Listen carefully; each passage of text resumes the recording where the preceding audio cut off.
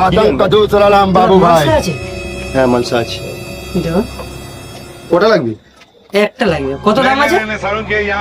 25 টাকা হয়, আমি 3 টাকা দেবো। মজুদ হবে তো? হেভি মজবুত। তুমি এটা রান্না কি করার জন্য কাজ লাগাবে নাকি রান্না করার জন্য? রান্না হবে না।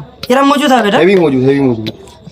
ভাইবে না? না না না ভাঙবে না, লেকিন এক সেকেন্ড ভাঙবে না। এ নিয়ে জানে বললেন ভাইবে না, নিয়ে গেল। বললে ভাঙবে না। কি তুই লেগো? আরে তুমি বললে তো মজবুত আছে।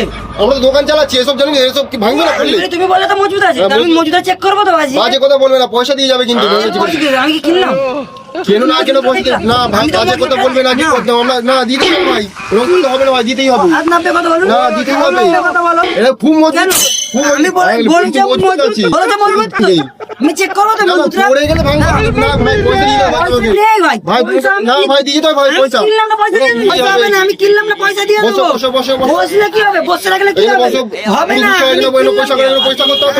আয় করবে না, আমি জানতে হবে না। কি করতে হবে পরিষ্কার? মজবুত জিজ্ঞাসা করেছি, হ্যাঁ, মজবুত। বলেছে মজবুত না, পয়সা নেই।